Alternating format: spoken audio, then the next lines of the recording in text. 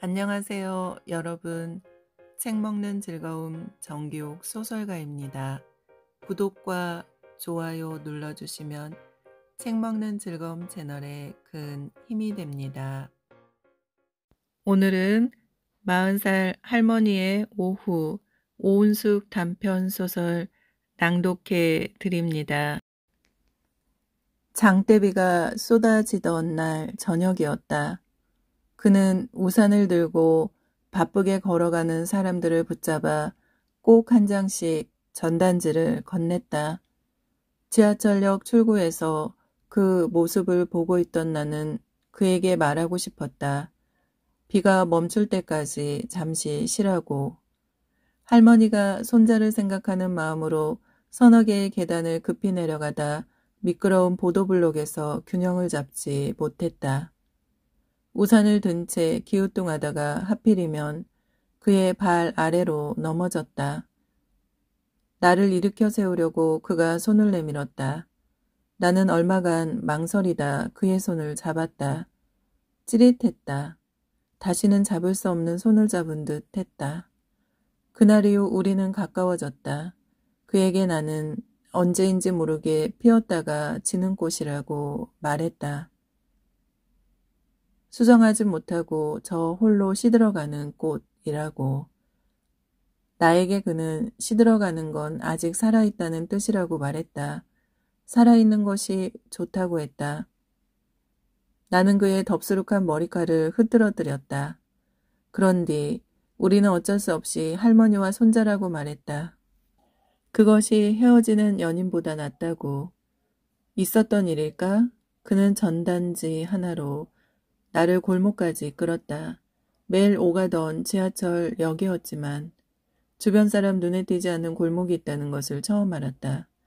두 사람이 겨우 지나갈 정도로 좁은 길, 중간에서 그가 멈춰 섰다. 나도 그를 따라 멈췄다. 그가 나를 벽으로 밀었고 그의 혀가 입속으로 들어왔다. 나는 그의 손을 뿌리치고 좁은 골목을 빠져나왔다. 뒤를 돌아보았다. 골목 안 후미진 곳으로 모텔이 보였다. 그곳으로 들어갈 때는 몰랐는데 지금 보니 낡은 간판과 칠이 벗겨진 외벽은 오랜 시간 그곳을 지킨 건물의 얼굴이었다.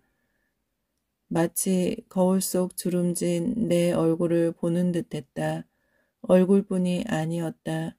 허리가 무릎까지 내려간 노옹이라는 어느 작가의 표현처럼 가슴이 무릎까지 늘어졌던 내 몸을 닮았다.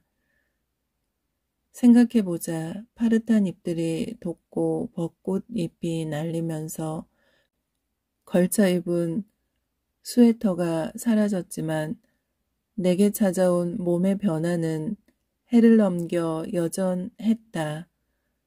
사랑을 나눈 적 없던 몸이 욱신거렸고 무릎뼈 부딪히는 소리가 났다. 2시간 전이었다. 바지 주머니에 손을 넣었을 때 비닐 코팅된 명암 크기의 전단지가 만져졌고 간발의 차이로 놓친 마을버스가 다시 올 때까지 20분을 기다려야 한다는 사실에 다리가 후들거렸다. 가방 속에서 오늘 산 시집이라도 꺼내 읽으며 시간을 보낼까 싶었으나 거추장스러웠다. 아늑한 방, 나만의 공간, 걸어서라도 집에 빨리 가고 싶은 건 마음뿐이었다. 지하철역에서 나와 갈팡질팡하던 나는 모텔촌으로 방향을 틀었다. 언니, 몸도 마음도 여든인데 매일같이 돈 벌러 나가는 게 신기해? 큰오빠의 큰아들인 경수가 59의 나이에 장가를 가는 오늘 같은 날 나는 나보다 6살 아래인 작은 오빠 딸 은정을 언니하고 부르며 말했다. 잘하면서도 그랬지만 사회에 나와서도 언니들하고만 어울렸다. 그중 아무에게 언니하며 늙어가는 몸에 대해 털어놓고 싶은 요즘이었으나 그녀들은 결혼과 함께 멀어졌다. 나도 주변 언니들이나 은정처럼 결혼하여 아이를 낳아 키우면 좋았을 테지만 나의 속도를 이겨낼 수 없었다. 느린 졸업과 느린 성장, 모든 일에 늦대는 나의 속도. 생전에 엄마는 큰손자 경수와 내가 나이만 많았지. 결혼을 안 해서 은정보다 어리다고 자주 말했다. 은정의 출산까지 보고 간 엄마는 내게 은정을 본받으라 했다. 나는 말대꾸를 뒤로하고 온 힘을 다해 마지막 말을 남기던 엄마의 손을 잡고 알겠다며 고개를 끄덕였다. 거짓이란 그런 것일까? 속이 텅 빈 껍데기에 말로 옷을 입히듯 주저리며 엄마를 안심시켰다. 피로연을 뒤로하고 식당 구석진 곳에 자리를 잡았다. 식사를 하려던 참이었다. 고모! 하며 나를 부르던 은정의 목소리가 들렸다. 결혼하지 않았기에 은정보다 내가 어리다던 엄마의 말이 떠올랐다. 모든 것이 늦대기에 동반의 2년 동안 그럴 것이란 생각에 나는 주눅들었다. 결혼한 은정에게 4살 난 아들을 남편에게 맡기고 내 옆에 앉던 은정에게도 언니라고 부르며 의지하고 싶었다.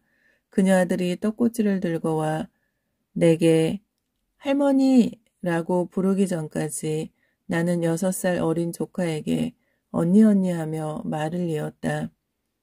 고모, 사랑을 해. 은정 언니, 언니는 사랑을 믿어?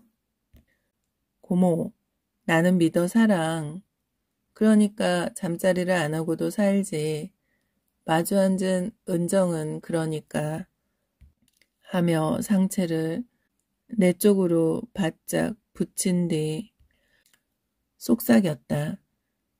식당 안에 사람들이 많긴 했으나 우리가 앉은 테이블에는 그녀와 나 둘뿐이었는데도 고모가 사랑을 안 해서 그래. 사랑을 하면 몸도 마음도 이팔 청춘이야.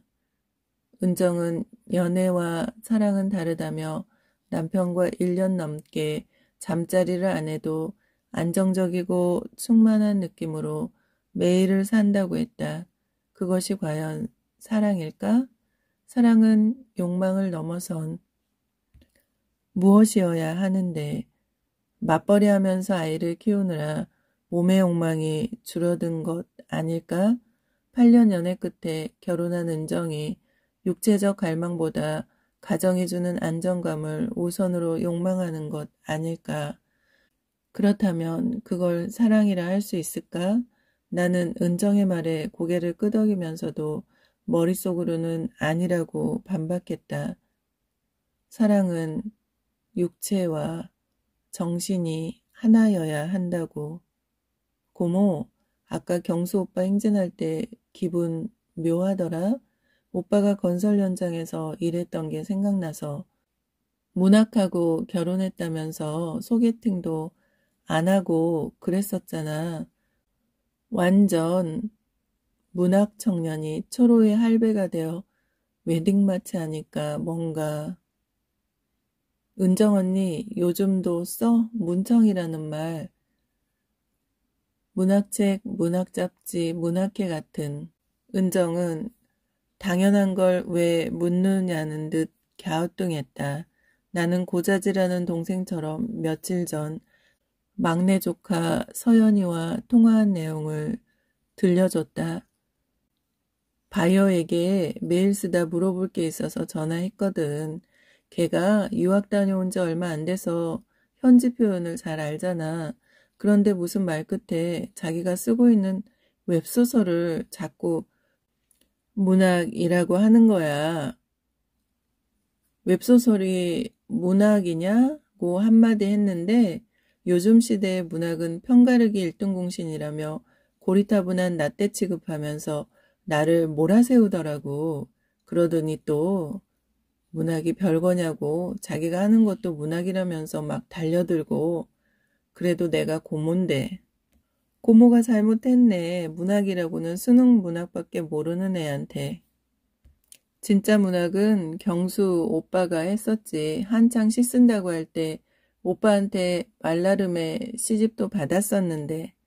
그랬구나. 경수가 건설 노동자로 살면서 씻쓴다고 해서 큰오빠 소갈이 많이 했었는데 공무원 시험 본다고 했을 때 너무 좋아해서 합격한 줄 알았다니까. 그래도 너희는 사이가 좋네. 경수가 시집도 주고. 뭘 또 서운해서. 고모는 여자들하고만 놀았었잖아. 경수 오빠하고 말하고 지낸 것도 얼마 안 되잖아. 이야기는 두서없이 이어졌다. 테이블 위에 있던 음식이 떨어져 갈 때 우리는 일어났다. 나는 경수의 집들이에서 또 보면 좋겠다는 말을 남기고 먼저 식당을 나왔다. 지하철을 타러 가던 중에 근처 서점에 들러 오래전 경수가 은정에게 선물했다던 말라르메의 시집을 찾았다. 욕망하는 것들이 하나 둘 사라지던 몇 년 전부터 잠이 늘었다. 나이 들수록 잠이 준다는 말과 달리 매일 10시간 이상 잠을 잤다. 자는 시간을 줄여서 무언가를 하겠다는 욕심이 없었다. 많이 잤다고 밤에 뒤척이는 것도 아니었다. 경수의 결혼 소식을 듣기 전까지는 꿈을 꾼 적도 없었다. 그런데 59, 조카의 결혼 소식을 들은 작년 가을부터 매일 꿈을 꾸었다. 일하고 먹고 자는 게 전부인 일상에 꿈이 더해졌다. 매일 꾸던 꿈은 일주일이나 보름 뒤에 끝이 나는 미니 시리즈 같았다. 어떤 꿈들은 다툰 뒤에 화해했고 어떤 꿈들은 맛집을 찾아가거나 낯선 도시로 여행을 떠났다. 같은 남자가 계속 나오는 때도 있었고 전혀 본 적 없는 남자, 형체가 일그러져 얼굴을 알 수 없는 남자가 나타나기도 했다. 올해 초였다. 전날 꾸었던 꿈을 생각하며 걷던 날들이었다. 눈바람을 맞으며 내딛던 걸음에서 노인의 다리를 설핏 보았다. 치마 밑으로 드러난 앙상한 다리를 보자 내 몸에 붙어있던 근육들이 눈바람에 날려 사라지는 듯 했다. 주글주글한 피부로 덮여있던 몸은 일어났다 앉았다 할 때마다 비틀거렸고 칫솔이나 컵을 쥘 때 손목이 아팠다. 퇴근길 지하철 계단을 빠져나올 때는 높은 산이라도 올라온 것처럼 후들거리는 다리를 붙들고 숨을 골라야 했다. 집에 오면 밥을 차리고 빨래를 널었다. 나 혼자 산다에 낭만은 없었다. 경수의 결혼 소식을 들은 뒤로 매일 꿨던 꿈 말고 뭐가 달라졌던 것일까? 나는 금방이라도 부서질지 모르는 삐걱대는 나무 의자에 앉아있는 것 같았다. 어느 날 집에 도착했을 때 신년을 알리는 연하장이 우편함에 꽂혀 있었다. 사회 단체에서 단체로 보낸 연하장이라는 것을 확인하고 반지하 계단을 내려갔다. 계단에서 넘어지다 뼈 부러지는 일이 생기지 않도록 조심하면서 나는 점점 락이나 힙합 대신 발라드를 들었고 굽이 높은 구두 대신 단화를 신었으며 치맛단이 무릎 위로 올라가는 치마를 입지 않았다. 책을 읽는 즐거움도 사라졌다. 시집이나 소설책을 집어 책장을 넘기면 흰 종이 위에 검은 글자뿐인 것 같아서 차라리 어린이를 위한 그림 동화를 읽는 것이 나았다. 이제껏 한 번도 하지 않았던 일, 그러니까 바이어에게 보내는 메일에서 샘플 사진을 빼먹거나 찌개를 끓이다가 냄비를 까맣게 태우거나 속옷을 손빨래하지 않고 세탁기로 돌리는 일들이 반복되면서 더는 스스로에게 놀라지도 않았다. 평행세계라는 것이 이런 것일까? 꿈속에서 또 다른 내가 살았다. 나는 꿈속의 내가 어떠했는지를 기억했다. 가벼운 연애는 싫다며 정숙을 부르짖던 내가 꿈속에서는 많은 남자를 만났다.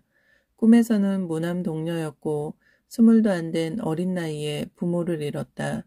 꿈속에서 나는 40이 되기 전에 결혼하였다. 아이를 낳았고 자란 아이가 내 품을 떠났다. 잠에서 깨면 제일 먼저 꿈을 적었고 그 일을 멈추지 않았다. 꿈속에 나는 된장찌개에 넣을 양파를 썰다 눈이 외어 눈물을 흘렸고 지리산 종주를 하겠다며 길을 나섰다가 발바닥에 물집이 생겨 중간에 돌아왔다. 어느새 70을 바라보는 남편은 젊은 여자와 살림을 차렸고 나는 보란듯 남자를 바꾸어 만났다. 꿈속에 나는 노년이 되어서야 살과 살이 닿는 느낌이 상대마다 다르다는 것을 알았다. 꿈에서 느끼는 감각이 실제보다 아프고 강해서 현실처럼 느껴졌다. 그런데도 현실의 나보다 나이가 곱절 많은 꿈속의 내가 활기찼다. 모든 일에 힘이 붙이는 현실의 나와 달랐다. 꿈속의 나는 만나고 헤어지는 일에 익숙했고 누구를 만나도 만남 너머의 헤어짐을 생각했다. 그러면서도 쉽게 남자를, 여자를, 사람을 만났다. 꿈들이 너무 생생해서 비몽사몽 중에 정신병에 걸린 듯 하였고 정신을 차리면 내 무의식이 꿈으로 나타나 나에게 말을 걸었나 싶었다. 꿈에서처럼 살라고.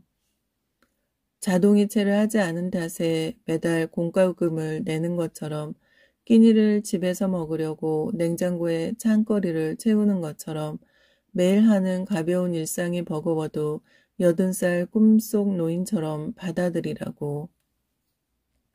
살아있는 한 그렇게 몸을 계속 움직여야만 한다고. 우연한 기회에 알아차렸다. 꿈속에서 내가 만난 것은 목마였다. 잠들어 있는 사람의 꿈에 나타나 인간을 성적으로 타락시킨다는 전설에나 나오는 환상적인 동물. 나는 잠을 자는 동안 인간의 모습을 한 인큐버스를 만났다. 많은 날을 인큐버스와 함께 놀고 먹고 잤다. 낮에는 활기를 잃고 무기력하게 있다가 잠에 빠져들면 생기를 찾던 몇 개월이었다. 모텔 안으로 들어선 나는 휴대폰 알람을 2시간 뒤로 맞췄다. 비닐 코팅된 전단지를 주머니에서 꺼내 휴대폰과 나란히 협탁에 올려놓았다. 사랑이 힘들면 연애라도 하라던 은정의 말이 아까부터 계속해서 귓가를 맴돌았다.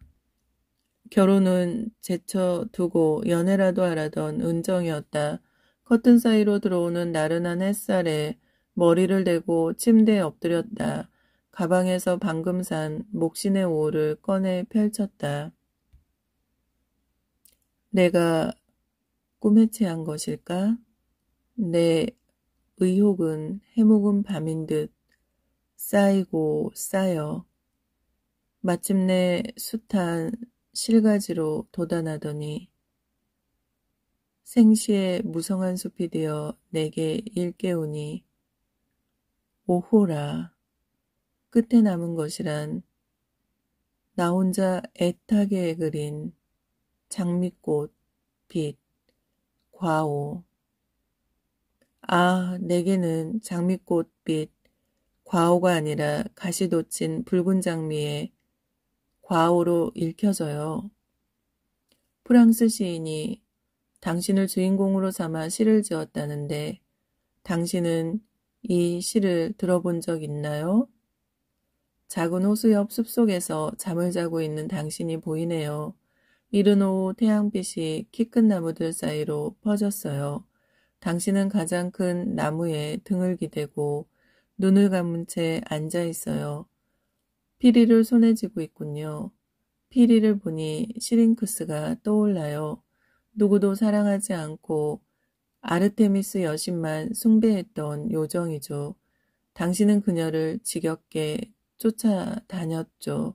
당신을 피해 달아났으나 당신이 그녀를 껴안는 순간 그녀가 갈대로 변했다는 것을 나는 알고 있어요.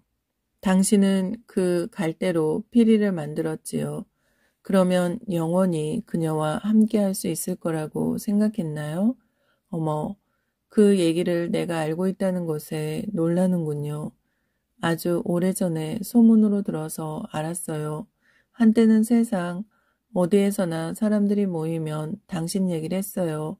우리는 이제 우리의 이야기가 필요하죠. 그런 표정 짓지 말아요. 알아요, 알아요. 당신이 대화를 싫어한다는 걸요. 늙으면 애가 된다는 말이 있잖아요. 나는 어쩌면 아이와 태화를 거슬러 올라가 이제 막 신이 빚은 진흙 인간이에요.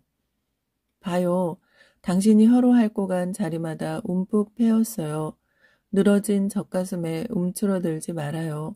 할머니란 걸 알잖아요. 당신의 두 다리를 조심하세요. 거친 흙으로 빚었어요. 이 진흙에 빠져버리면 어쩔 도리가 없어요. 나를 내려다보는 당신의 머리가 이상해요. 곱슬한 머리카락을 뚫고 뿌리 돋아나요.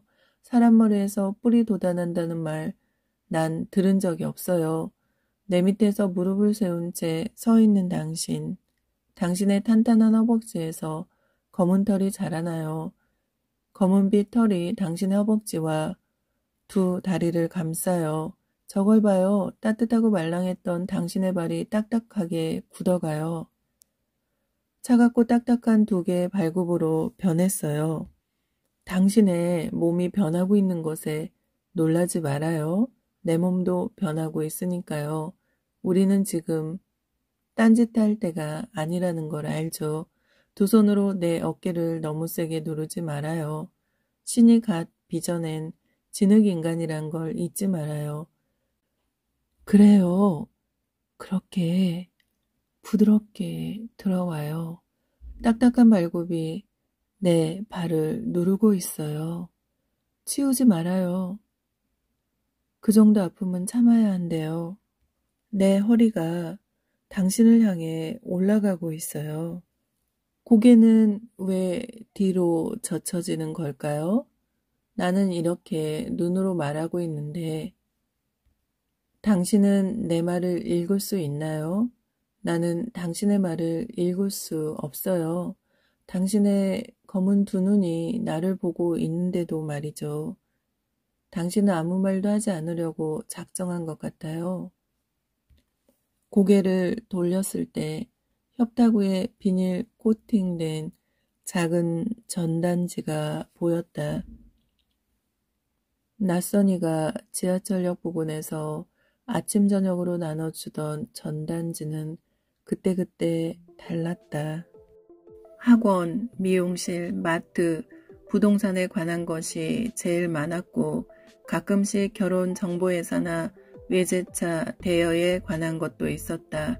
3개월 전 그를 처음 보았던 날 나는 그에게서 받은 전단지를 사무실 책상 위에 올려놓고 영어 회화 학원에 등록할지 말지 여러 날 고민했었다. 얼마 되지 않는 월급에서 생활비와 월세를 빼면 빠듯한 살림이었다. 무역회사에 근무한다고 다 영어를 잘하는 것도 아니었고 그럴 필요도 없었지만 전단지를 본 후로 뒤숭숭했다. 며칠 고민 끝에 회화학원은 등록하지 않았지만 첫날 저녁에 받은 수학학원 홍보를 포함해 전주 헤어샵, 뚜벅이 부동산, 결혼 정보회사인 마흔과 마흔까지 그에게서 받은 전단지가 사무실 책상 서랍에 쌓여갔다. 그는 후줄근한 셔츠에 청바지를 입었다. 곱슬해서 덥수룩한 머리칼에 낯빛까지 칙칙해 전체적으로 지저분해 보였는데 항상 그런 차림이었다. 어제였나 그제였나 아니면 더 며칠 전의 일이었나 분명하지 않지만 그가 명한 크기의 전단지를 공손히 내밀었다. 여느 때와 마찬가지로 전단지를 잡았다. 여느 때와 달리 전단지를 잡아당기는 반대편 힘이 느껴졌다. 어리둥절했던 나도 그것을 놓지 않았다. 비닐 코팅이 되어 있지 않았다면 서로 잡아당긴 탓에 찢어졌을 것이었다. 그것은 우리의 손에서 빠져나가지 못한 채 공중에 잠시 머물렀다. 그와 친밀한 이야기를 나누었던가. 그는 사귀던 여자와 헤어진 뒤 한 달 동안 잠을 못 자서 깊은 밤에 집 주변을 몇 바퀴씩 돌았다고 했다. 첫사랑이어서 가슴 아팠던 것도 있었지만 그녀가 자신에게 맞춰준 부분이 상당하여 잊기 힘들었다고. 나는 그와 어떤 관계도 아니었기에 질투하지 않았다. 그럼에도 그 여자는 얼마나 예뻤을까 궁금했다. 그녀가 예뻤냐는 질문에 당연한 듯 그가 고개를 흔들었다. 남자는 여자를 외모로 보지 않는다고. 이건 또 무슨 말인가? 여자가 예쁘면 모든 게 용서된다고 말하는 게 남자들 아니었나? 메마른 빗속에 그 소리가 흩어지기 전에 이제 막 대롱 밖으로 터져 나가려는 것은 오직 바람일 뿐. 그 바람은 주름살 하나 없는 지평에서 하늘로 되돌아가는 영감의 가시적이고 맑은 인공의 숨결일 뿐. 당신이 부는 피리에서 시링크스의 영혼이 아니라 무심한 바람소리가 들려요. 나는 그 바람이 되고 싶어요.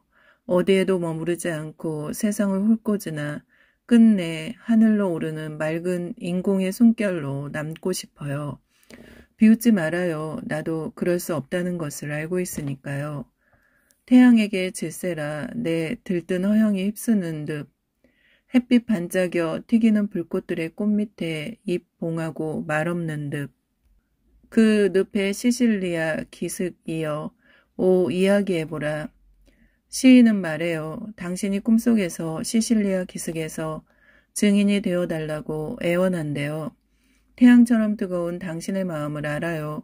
그런 마음은 어디에도 뿌리를 내리지 못해요. 그렇게 뜨거운 마음을 키우는 건 꿈속에서나 가능한 일이죠. 당신은 그걸 알면서도 시실리아 기슭에서 애원해요. 당신이 있는 곳이 꿈속이 아니라 현실이라고 말해달래요. 라음을 찾는 자의 그리도 염원하던 결혼은 모두 그 무슨 재주로 다 사라져버렸는지 알 수도 없다. 시인은 당신을 몰라요. 당신이 결혼을 우습게 생각하는 것을요. 무슨 재주로 다 사라져 버렸는지 라며 결혼에 대해 안타까워하는 사람은 나예요. 나를 봐요. 나는 결혼이라는 걸 만져본 적이 없어요. 그래도 얼마나 기다렸는지 몰라요. 누구나 쉽게 할 수 있는 것으로 생각했으니까요. 이제는 나도 당신처럼 결혼 따위는 하고 생각할 거예요. 내가 얼마나 당신을 피하려고 애썼는지 모를 거예요. 당신은 갈대 피리를 불면서 요정들 꽁무니를 쫓아 다니느라 정신이 없었을 테니까요. 언제 내게 눈길이라도 주었나요? 그래요. 눈길을 주지 않는 건 잘한 일이에요. 만약 당신이 먼저 눈길을 보냈다면 나도 달아나면서 요정에게 빌었을 거예요. 당신 손에 잡히지 않게 바람이 되게 해달라고요. 당신은 사티로스, 검은 털 가득한 두 다리는 산 기슭을 오르는 사냥의 것이군요. 머리에 달린 뿔을 한번 만져보아도 되나요? 부드럽게 꺾어진 곡선. 그 속에 쌓인 시간은 주름이 되어 딱딱하게 굳었어요. 주름들이 물결처럼 손가락 사이에서 춤을 춰요. 장난꾸러기 같은 얼굴로 나를 내려다보지 말아요. 꿈속에 나타난 수많던 당신의 얼굴을 기억하고 있으니까요. 그래요. 알고 있어요. 당신이 모습을 잘 바꾼다는 것을요. 밤이 되면 당신은 바뀐 모습으로 서슴지 않게 나를 찾아왔어요. 당신 말이 맞아요. 당신은 원래 그러니까요. 장대비가 쏟아지던 저녁이었다. 그는 우산을 들고 바쁘게 걸어가는 사람들을 붙잡아 꼭 한 장씩 전단지를 건넸다. 지하철역 출구에서 그 모습을 보고 있던 나는 그에게 말하고 싶었다. 비가 멈출 때까지 잠시 쉬라고. 할머니가 손자를 생각하는 마음으로 서너 개의 계단을 급히 내려가다 미끄러운 보도블록에서 균형을 잡지 못했다. 우산을 든 채 기우뚱하다가 하필이면 그의 발 아래로 넘어졌다. 나를 일으켜 세우려고 그가 손을 내밀었다. 나는 얼마간 망설이다 그의 손을 잡았다. 짜릿했다. 다시는 잡을 수 없는 손을 잡은 듯했다. 그날 이후 우리는 가까워졌다. 그에게 나는 언제인지 모르게 피었다가 지는 꽃이라고 말했다. 수정하지 못하고 저울로 시들어가는 꽃이라고. 나에게 그는 시들어가는 건 아직 살아있다는 뜻이라고 말했다. 살아있는 것이 좋다고 했다. 나는 그의 덥수룩한 머리칼을 흐트러뜨렸다. 그런뒤 우리는 어쩔 수 없이 할머니와 손자라고 말했다. 그것이 헤어지는 연인보다 낫다고. 있었던 일일까? 그는 전단지 하나로 나를 골목까지 이끌었다. 매일 오가던 지하철역이었지만 주변 사람 눈에 띄지 않는 골목이 있다는 것을 처음 알았다. 두 사람이 겨우 지나갈 정도로 좁은 길 중간에서 그가 멈춰섰다. 나도 그를 따라 멈췄다. 그가 나를 벽으로 밀었고 그의 혀가 입속으로 들어왔다. 나는 그의 손을 뿌리치고 좁은 골목을 빠져나왔다. 그로부터 얼마 뒤였다. 길에서 우연히 그를 보았다. 그는 착 달라붙은 머리카락에 말쑥한 차림을 하고 고층 건물 안으로 들어갔다. 나도 모르게 그를 쫓았다. 그가 들어간 곳은 검은색 유리로 가려진 술집이었다. 그를 따라 곧장 건물 안으로 들어갔으나 그는 보이지 않았다. 남자 종업원들이 나와 인사를 하더니 혼자 왔느냐고 물었다. 나는 말을 얼버무리다 불이 나게 그곳에서 도망쳐 나왔다. 내 감은 두 눈으로 더듬던 등이나 순결한 허리의 몽상이랑 지워버리고 한 줄기 낭낭하고 헛되고 단조로운 가락을 사랑이 조를 바꾸는 그만한 높이로 피리는 불어내려고 꿈을 꾼다. 도피에 아끼어 오 깜찍한 피리여 여신의 그림자에 걸친 허리띠를 벗겨내리라 하여 내 모른 체하며 회한을 지워버리려고 맑은 포도알을 빨아먹고 웃으며 빈 포도껍질을 여름 하늘에 비춰들고 투명한 살껍질에 숨을 불어넣으며 취기에 잠겨 저녁토록 비춰보노라. 시인은 두 눈으로 더듬던 등이나 순결한 허리의 몽상을 잊으라 해요. 그러면서 육체를 더듬던 입으로 피리를 불게 하죠. 몸을 앓던 입으로 피리를 불라니요. 그래요, 나도 알아요. 허리와 등으로는 피리를 불 수 없다는 것을. 그러면 그것이 시인이 말하는 사랑인가요? 사랑이 조를 바꾸는 그만한 높이로 당신은 피리를 불 수 있나요? 영원히 시린 끝을 그리워할 수 있나요? 지금 이렇게 내 위에 있으면서 말이죠. 조를 바꾸는 사랑의 높이를 나는 몰라요. 당신이 피리를 불지 않았으면 좋겠어요. 그래요. 언젠가 당신이 생각나면 나는 호숫가에서 당신을 기다릴 거예요. 그러니 당신은 포도알을 빨아먹은 후 부디 웃으며 빈 포도 껍질을 하늘에 대어봐요. 투명한 살 껍질에 숨을 불어넣으며 저녁까지 오래도록 비춰보아요. 그 포도 껍질 속에 숨어있는 늙은 할머니 요정을 찾아요. 그대를 찬미하노라 처녀들의 분노여. 오 성스러운 전라의 짐이 주는 미칠 듯한 감미로움이여. 번갯불이 몸을 떨듯 불타는 내 입술의 목마름을 피하려 그대는 미끄럽게 달아난다. 살에 저 은밀한 몸서리침이여. 무정한 여자의 발끝에서부터 수줍은 여자의 가슴께까지 광란의 눈물에 혹은 보다 덜 슬픈 한숨에 젖은 순진함은 벌써 옛날 얘기. 당신은 이제 떠나겠지요. 아니라고 해도 나는 알고 있어요. 지금이 아니라면 내일이나 모레 내 손이 닿지 않는 아주 먼 곳으로 당신이 떠나리란 걸. 괜찮아요. 다들 그러는 걸요. 당신은 다시 운동을 시작했군요. 그래요. 먼 길을 떠나려면 몸이 튼튼해야죠. 내 안에서 빠져나갈 때 당신의 두 다리가 휘청거릴 정도로 힘을 쏟아부어요. 갈라진 발굽으로 생채기를 남겨줘요. 그러면 그 상처가 아물고 흉터가 사라질 때까지 당신을 생각할 거예요. 당신의 뿔이 내 머리를 때려요. 아프지만 참아야 한대요. 입안은 왜 이렇게 마르는 걸까요? 마른 침을 삼키고 눈을 감아요. 눈으로 말하고 있다가 눈을 감으니 당신에게 말을 할 수가 없어요. 어둠 속에서 당신을 느껴요. 두 개의 뿔과 얼굴, 가슴, 배를 따라 탄탄한 허벅지와 다리 밑으로 있는 발굽까지. 마치 꿈을 꾸고 있는 것 같아요. 오래도록 꿈을 꾸었으면 좋겠어요. 어쩌면 이것이 꿈인지도 몰라요. 할 수 없지. 다른 여자들이 내 머리에 난 뿔에 머리채를 감고 행복으로 이끌어주리라. 정렬이여 너는 알리라. 빨갛게 벌써 익은 저마다의 석류알은 터져서 벌떼들로 지저귀고 때맞게 잡은 자에게 쉬 반하는 우리들의 피는 욕망의 영원한 모든 벌떼들을 위하여 흐름을. 그래요. 그렇게 떠나요. 벌떼도 꽃을 가린다고 들었어요.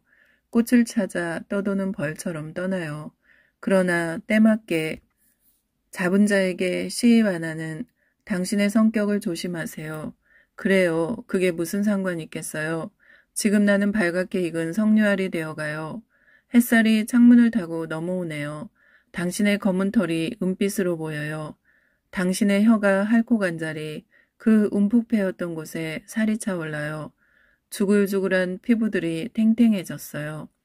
이상해요. 다리는 왜 이렇게 떨리는 걸까요? 숨쉬기가 힘들어요. 운동을 한 건 당신인데 내 몸에서 땀이 나요. 나를 빚은 신은 어디로 갔나요? 작은 샘물이 끓어넘쳐요. 내 몸이 뜨겁게 익어가요. 기다려요. 문을 열고 나가면 안 돼요. 이렇게 뜨거운데 어떻게 그냥 가려고 하나요? 잘 구워진 진흙 인간에 금이 갈지 몰라요. 우리는 기다려야 해요. 너무 오래 걸리지는 않을 거예요. 가마 온도가 식을 때까지 이대로 있어요. 아니다. 하지만 언어가 부재하는 나의 영혼, 무거워진 육체는 정오의 씩씩한 침묵 앞에 결국은 쓰러진다. 이제 그만하고 불경한 생각을 잊은 채 목마른 모래 위에 잠들어야 한다. 아, 포도주의 효험 좋은 별들에게 입술을 여는 것은 이리도 좋은가. 한 짝의 수정들이여, 안녕히 나는 그대가 둔갑한 그림자를 보리라. 그래요. 내 위에서 잠들어요. 한숨 자고 떠나요. 그렇죠. 잠이 오지 않는데 자라는 것도 고문이겠네요. 그럼 그냥 그대로 있어요. 수고로운 몸은 내가 만져줄게요. 알고 있는 자장가가 없어요. 대신 떠오르는 게 있네요. 니체라는 철학자를 아나요? 당신만큼 유명하죠. 어쩌면 요즘 사람들은 당신보다 그에 대해 더 잘 알고 있을지 몰라요. 사람들은 그를 절대 고독의 상징처럼 말해요. 당신과는 정반대의 삶을 살았죠. 아니에요. 당신의 기분을 상하게 하려고 일부러 꺼낸 말이 아니라는 걸 당신도 잘 알잖아요. 알았어요. 그러니까 당신에게 들려주고 싶은 말이 있어요. 니체라는 사람이 쓴 책에 나온 말이에요. 내가 들었던 말 중 가장 기품 있는 말은 이것이다. 진실한 사랑에서는 영혼이 육체를 감싼다. 네, 그 사람이 그렇게 썼어요. 관능은 종종 사랑이 커가는 것을 재촉한다. 그래서 그 뿌리는 나약해지고 쉽게 뽑힐 수 있다. 네, 그렇게 적혀 있었어요. 나는 그 말을 잊지 않으려고 메모를 했고 몇 번이나 외웠지만 너무 쉽게 잊어버렸지요. 그런데 지금 내 우에 누워있는 당신을 보자 떠올랐어요. 마치 해가 기우니 저녁이구나 하는 것처럼 뿔도 사라지고 발굽도 사라진 당신을 보니 자연스럽게 떠올랐어요. 당신이 남긴 발굽 모양 상처가 있지만 봐요. 주글주글한 피부는 탱탱해졌고 가 앙상하던 곳에 살이 찼어요. 이제는 집안일도 회사일도 거뜬히 할 수 있을 것처럼 힘이 나요. 사라진 근육들이 다시 돌아왔어요. 당신은 어떨지 모르겠네요. 나는 진실한 욕망이라면 영혼이 육체를 감싼다고 생각해요. 그렇게 생각하면 사랑과 욕망이 하나인 것처럼 보이지만요. 알잖아요. 당신은 사랑일 수 없다는 것을. 나는 그의 검은 눈동자 속으로 빨려 들어갈 것 같았지만 그는 내내 무덤덤한 표정이었다. 한결같은 얼굴로 그저 열심히 위아래를 오르내렸다. 그의 검은 눈에서 비를 맞으며 전단지를 건네던 남자 종업원들만 있는 술집으로 들어가던 한 남자를 보았다. 비를 맞으며 엎드려 있던 나에게 내밀던 그의 손과 같은 시간 같은 곳에서 고집스럽고 끈질긴 묵묵함으로 전단지를 건네던 선량한 모습을 보았다. 가방에서 볼펜과 노트를 꺼냈다. 나는 꿈속에서 꿈을 젓고 있었다. 꿈은 전날과 이어졌다. 초록나무들과 붉은 꽃으로 가득한 요양원 마당에는 사람들이 보이지 않았다. 나는 누군가를 기다리는 것 같기도 했고 소풍을 간다고 모두 나가버린 요양원을 지키는 것도 같았다. 혼자 오랜 시간을 아무것도 하지 않고 앉아 있었다. 꿈속에 나는 요양원 건물을 본 대로 적었다. 나를 스쳤던 햇살과 바람의 쐐기, 꽃과 나무의 흔들림을 적었다. 오랜 시간 같은 자리에 같은 모습으로 앉아있던 나는 후줄근한 셔츠와 덥수룩한 모습, 때로는 말끔한 정장 차림이었다. 휴대전화 알람을 들으며 눈을 떴다. 습관적으로 꿈을 적었고 목신의 오를 가방에 넣었다. 모텔 문을 열자 바람이 불었다. 사랑과 연애의 썰을 풀던 조카, 은정 언니의 말이 바람과 함께 안으로 밀고 들어왔다. 은정 언니, 연애든 사랑이든 누군가를 만나야 가능한 일인데 누구를 만나고 말고 할 여력이 없다니까? 뭘 그렇게 극단적으로 생각해. 그런 개나 고양이를 키우는 건 어때? 제 몸 하나 움직이는 것도 힘에 부치는데 동물을 어떻게 키워? 물고기나 식물은 손이 많이 안 가서 괜찮을 것 같은데? 내게 도움이 되고 싶었던 은정은 말을 바꿔 이어나갔으나 나는 물론 그녀조차 어떤 말이 나를 일으켜 세워줄 것인지 몰랐다. 그럼에도 언니 하고 말을 이어가던 중에 은정에게 도움을 받은 것 같기도 했다. 모텔 밖 큰 길에는 사람들이 많았다. 연인, 친구, 고객, 가족, 혼자 서 있는 사람조차 누군가를 기다리고 있는 듯한 느낌이었다. 그들이 부러웠을까? 나는 그저 나를 스쳐 지나가는 사람들에게 내가 서 있는 자리를 비켜주고 싶지 않았다. 마을버스는 5분 뒤에 도착할 예정이었고 나는 도심 한 구석에 서 있었다. 오랜 시간 같은 자리에서 버티고 서 있는 허름한 모텔을 한참 동안 쳐다보았다. 한자리에서 세월을 이겨낸 재건축을 운 좋게 피한 그 건물은 어쩌면 나일지도 몰랐다. 꿈을 꾸는 듯 몽롱했다. 몇 걸음만 더 가면 낯선이가 주에 6일, 하루에 2번 꼬박 전단지를 나눠주는 곳이다. 내일 또 모레 그는 여전히 그곳으로 나타날 것이다. 지친 몸을 만져보았다. 살이 차서 탱탱한 것이 할머니 몸이라고 하기에는 일렀다. 허리를 꺾어보고 옆구리를 좌우로 돌려도 봤다. 앉았다 일어나기도 했으나 그동안 들려오던 관절이 내는 외마디 비명은 들리지 않았다. 소설은 여기까지입니다. 오은숙 소설가는 2020년 전북일보 신춘문예 소설 납탄의 무게로 등단했습니다. 책 먹는 즐거움 정기옥 소설가였습니다. 저는 또 좋은 작품으로 찾아뵙겠습니다. 감사합니다. 사랑합니다. 축복합니다. 행복한 날 되세요.